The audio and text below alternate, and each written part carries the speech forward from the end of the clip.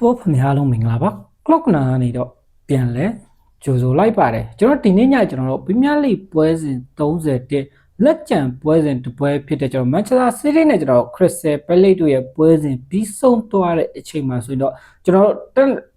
Premier League ရဲ့ကျွန်တော်တို့အဆင့်ရက်တီချက်ကတော့တော်တော်လေးမှတိတိတတ်တာပဲရုပ်လုံးပေါ်လာတော့မဲ့အနေထားမျိုးရောက်လာခဲ့ပြီကျွန်တော် Premier League ပွဲစဉ်36ကျွန်တော်ပြီးဆုံးသွားတဲ့အချိန်မှာတော့ကျွန်တော်နှစ်သင်းစလုံးမှာဆိုရင်တော့ကျွန်တော်ပွဲအရေးတက်တူသွားတဲ့အနေထားမျိုးရှိပြီးတော့အာဆင်နယ်ကတော့ကျွန်တော်အဆင့်1မှာပဲဆက်လက်ရန်တည်နေပြီးတော့ရာမတ်အဖြစ်89မှတ်ရယူထားပြီးတော့အဆင့်2မှာတော့ကျွန်တော်တို့ Manchester City ကတော့89မှတ်ရယူထားနိုင်တယ်အထူးသဖြင့်ကျွန်တော်ဒီနှစ်နှစ်မှာဆိုရင်တော့ရမတ်အဖြစ်2မှတ်ပဲကွာဟာနေတဲ့အနေအထားမျိုးဖြစ်ပြီးတော့ဂိုးကွာချချက်မှာဆိုရင်တော့ Manchester City တင်းရတော့ကျွန်တော်43ကိုတစ်ဖက်ကကျွန်တော် Arsenal တင်းရတော့ကျွန်တော်42ကိုနဲ့ဂိုးကွာချက်မှာတော့တကိုးတာနဲ့ကျွန်တော် Manchester City ရတော့ကျွန်တော်တကိုးတာသွားတဲ့အနေအထားမျိုးဖြစ်ပြီးတော့ရမတ်အဖြစ်တော့ Manchester City တင်းနေတဲ့ Arsenal ကိုတော့ကျွန်တော်တို့2မှတ်လိုက်ဖို့လိုအပ်နေသေးတဲ့အနေအထားမျိုးပါ Okay ဒီဗီဒီယိုလေးမစခင်ကျွန်တော် YouTube channel လေးကိုညီကိုတွေနဲ့ like and subscribe မလုပ်ရသေးရင်လိုက်ရင် subscribe လုပ်ပြီးကျွန်တော်ကိုကူညီပေးသွားလို့ရပါတယ် Premier League ကျွန်တော်တို့ပွဲစဉ်ပြီးဆုံးမှုကလည်းကျွန်တော်နှစ်ပွဲလိုအပ်တော့တဲ့အနေထားမျိုးပါဒီတိုင်းမှာကျွန်တော်တို့ပြန်ကြည့်လိုက်ရအောင်เนาะနောက်ဆုံးရှင်းမြိုင်ထားတဲ့ကျွန်တော်ပွဲစဉ်တွေကိုပြန်လဲကြည့်လိုက်မဲ့အနေထားမျိုးမှာဆိုတော့ Arsenal တင်းနေနဲ့လည်းတောက်ကြောက်ကျွန်တော်ရလက်ကောင်းလာတို့တစ်ဖက်က Manchester City တင်းကလည်းတိုက်စစ်အစွမ်းပြမှုတွေနဲ့ပဲတောက်လျှောက်ကျွန်တော်တို့နိုင်ပွဲတွေဆက်လာတဲ့အနေထားမျိုးပါเนาะတကယ်လို့ဒါရှေ့ပွဲစဉ်ကျွန်တော်တို့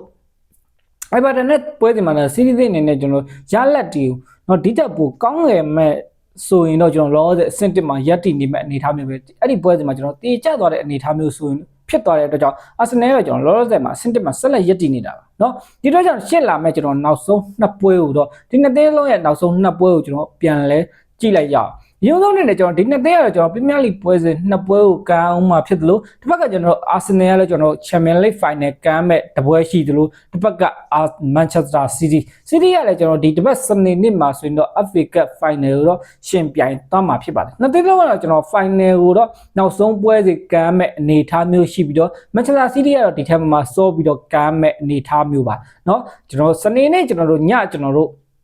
ဘယ်လိုပြောမလဲည7:00 နာရီခွဲလို့တော့ပြောလို့ရမယ်ဗျာเนาะဒီကြောင့်ဒီတစ်ပတ်ကျွန်တော်ည7:00 နာရီခွဲပွဲစဉ်မှာဆိုရင်တော့ Manchester City အသင်းနေနဲ့Chelsea အသင်းနဲ့ကျွန်တော် Fla ပြိုင်ပွဲရှိသလို Arsenal အသင်းကတော့ကျွန်တော် Premier League ပွဲစဉ်ကျွန်တော်38ပြီးသွားမှာပဲကျွန်တော်မေလ30ရက်နေ့မှာဆိုရင်တော့တစ်ဖက်ကကျွန်တော် PSG အသင်းနဲ့ကျွန်တော် Champions League Final ကိုတော့စုံတွေ့မှာဖြစ်တယ်နှစ်သင်းလုံးကလည်း Premier League ပွဲစဉ်နှစ်ပွဲကျန်တယ်နောက်ဆုံးကျွန်တော်တို့ Final ပွဲစဉ်တွေကိုကမ်းမဲ့အနေထားမျိုးဖြစ်တဲ့အတွက်ကြောင့်တော်တော်လေးမှစိတ်ဝင်စားဖို့ကောင်းနေတဲ့ကျွန်တော်ဒီကျွန်တော်နှစ်ရက်ကျွန်တော် Premier League ရာသီတစ်ခုလို့ပြောလို့ရမယ်အနေထားမျိုးပါလောဆယ်ထိတော့ကျွန်တော် Manchester City ကတော့ကျွန်တော်တို့EFL ကျွန်တော် Final မှာဆိုရင်တော့ Arsenal ကျွန်တော်အနိုင်ယူတော့ဖလားတစ်လုံးရထားတဲ့အနေအထားမျိုးဖြစ်တယ်လောလောဆယ်အထိတော့ကျွန်တော် Arsenal တော့ဒီချိန်မှာကျွန်တော် far မရသေးတဲ့အနေအထားမျိုးရှိတယ်ဒီနောက်ပိုင်းပွဲစဉ်တွေကိုကျွန်တော်ပြန်လည်ကြည့်လိုက်ကောင်เนาะနောက်ပိုင်းပွဲစဉ်ကိုကျွန်တော်ပြန်လည်ကြည့်လိုက်မယ်ဆိုရင်တော့ရင်းနှီးအနေနဲ့ကျွန်တော်အဆင့်1မှာရက်တည်နေတဲ့ကျွန်တော်တို့ Arsenal ကိုရင်ပြောပါမယ်เนาะ Arsenal နဲ့နောက်ဆုံးနှစ်ပွဲကျန်တဲ့အနေအထားမျိုးမှာအိမ်ဝင်းတစ်ပွဲအဝေးဝင်းတစ်ပွဲဒီနှစ်ပွဲစဉ်မှာကျွန်တော်ပြန်ကြည့်လိုက်မယ်အနေအထားမျိုးမှာဆိုရင်တော့တော်တော်လေးမှာကျွန်တော် Arsenal တက်ကတော့ဒီလာမဲ့ပွဲကတော့လွယ်ကူတဲ့တော်တော်လေးမှာလွယ်ကူတဲ့အနေအထားမျိုးလို့ပြောလို့ရတယ်စုံတွေ့မဲ့အသင်းကတော့တန်းစင်းစုံစရာမှာရက်တည်နေတဲ့အဆင့်19ကအသင်းဖြစ်တဲ့ဘန်လီအသင်းကိုတော့အိမ်ကွင်းမှာလက်ခံရှင်ပြိုင်သွားမဲ့ Premier League 30ခွန်ဒီပွဲစဉ်ကတော့ကျွန်တော် Arsenal တက်ကတော့တော်တော်လေးမှာလွယ်ကူအောင်မဲ့အနေအထားမျိုးရှိသလိုတစ်ဖက်ကကျွန်တော် Manchester City ကလည်းကျွန်တော် Premier League ပွဲစဉ်30ခွန်မှာတော့သူတို့အနေနဲ့အဝေးခွင့်ပွဲစဉ်တစ်ပွဲဖြစ်တဲ့ဘုံမောက်တင်ရဲ့အိမ်ကွင်းမှာသွားရောက်ရှင်ပြိုင်မဲ့အနေအထားမျိုးပါနော်ဒီနှစ်သင်းရဲ့ဘုံမောက်တင်းနဲ့ကျွန်တော် Manchester City တင်းတို့ရဲ့စုံတွေ့နေမှုကလည်းတော်တော်လေးမှပွဲကြီးပွဲကောင်းတစ်ပွဲဖြစ်မယ်အထူးသဖြင့်ကျွန်တော် Manchester City တင်းနဲ့ကျွန်တော်အဆင့်2မှာရက်တည်နေတဲ့အနေအထားဖြစ်သလိုတစ်ဖက်ကဘုံမောက်တင်းကလည်းအဆင့်6နေရာမှာရက်တည်နေတဲ့ပွဲစဉ်တစ်ပွဲအသင်းတစ်သင်းဖြစ်တယ်ဗျာဒီတော့ကြောင့်ဒီပွဲစဉ်ကတော့ Manchester City တို့ကတော့ခက်ခဲလာအောင်မဲ့အနေအထားမျိုးဖြစ်တယ်လို့ဝေးဝင်းပွဲစဉ်မှာဆိုရင်တော့ကျွန်တော်ဘုံမောက်တင်းကတော့ကျွန်တော်ဥရောပဝင်အတွက်ကိုသူတို့အနေနဲ့တိုက်ပွဲဝင်နေတဲ့အနေအထားမျိုးပါတကယ်လို့ဒါကျွန်တော်တို့ဘယ်လိုပြောမလဲ Aston Villa တင်းတာဥကြောEuropa League ဖလားရသွားမယ်ဆိုရင်ဘုံမောက်တင်းကလည်းကျွန်တော် Champions League ဝင်ခွင့်တနေရာအတွက်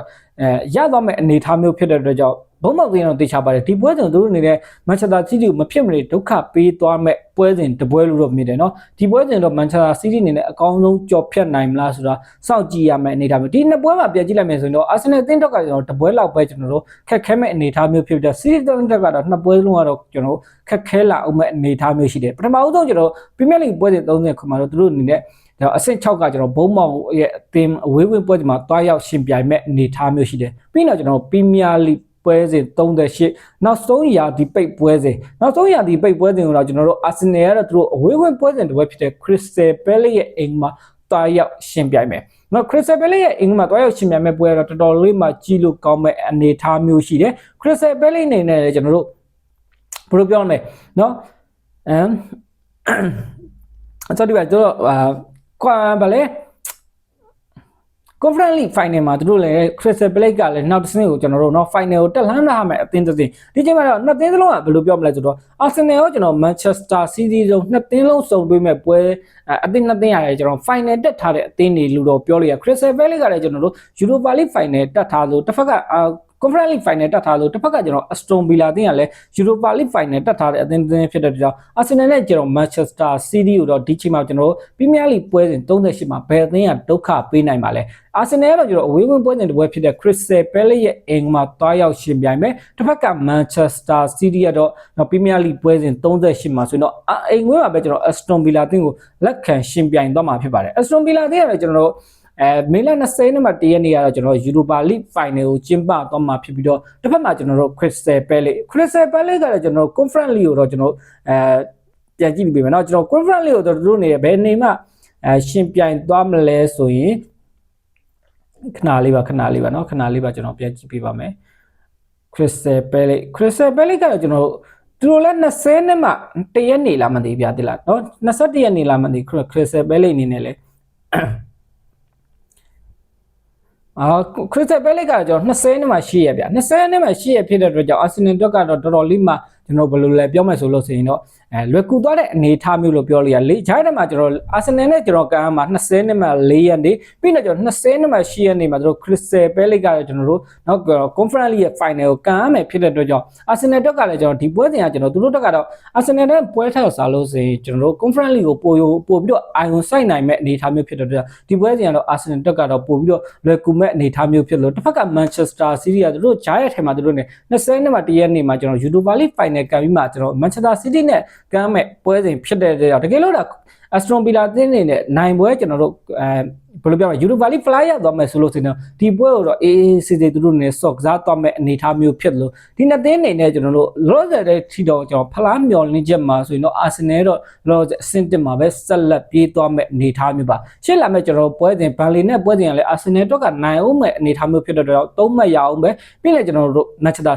City ကလည်းကျွန်တော်ဘုံမောက်သိန်းကုန်ပဲဗျာအဝေးကမှပြောတာကြည့်လိုက်เนาะဝေးကမှပဲနိုင်တယ်ထားလိုက်အောင်ဒါအဲ့မှာလည်းသူတို့နေမဲ့3မှတ်ရဒီနှစ်ပွဲအသင်းနေနဲ့နောက်ဆုံးတစ်ပွဲပဲကျန်တော့တဲ့အနေအထားမျိုးမှာရမှတ်က2မှတ်กว่าတင်းတဲ့အနေအထားမျိုးဖြစ်တဲ့အတွက်ကြောင့်ရှေ့လာမဲ့နောက်ဆုံးပွဲစဉ်ဖြစ်တဲ့ Arsenal တော့ Crystal Palace ကိုသွားကန်ပြီးတော့ကျွန်တော် Manchester City ကတော့အိမ်မှာ Aston Villa ကိုကန်ဒီနေ့အဲ့ဒီ Premier League ပွဲစဉ်38နောက်ဆုံးပွဲစဉ်ကတော့စူပလာမျော်လင့်ချက်နောက်ဆုံးပွဲစဉ်အထိကျွန်တော်တို့ဆက်လက်သွားမယ်လို့တော့မြင်တယ်တကယ်လို့အဲ့ဒီပွဲစဉ်မှာတော့ကျွန်တော် Arsenal ကတော့ကျွန်တော်တို့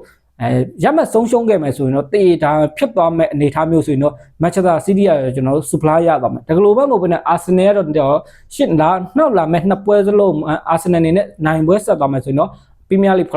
Arsenal တော့ဖြစ်ပြီးတော့ Manchester City အနေနဲ့နောက်လာမဲ့နှစ်ပွဲစလုံးတော့ကျွန်တော်တို့နိုင်အောင်မယ်ဆိုရင်တော့ Arsenal ကတော့ကျွန်တော်ချစ်မချော်ဘူးဆိုလို့ဆိုရင်တော့ Arsenal အတွက်ကျွန်တော်ဖလားဖြစ်သွားပြီးတော့ Manchester City ကတော့ကျွန်တော်ဒီတစ်ခါမှတော့ကျွန်တော်တို့အစစ်နဲ့ပဲယာတီတိမ့်တော့မဲ့အနေထားမျိုးဒီအစစ်နဲ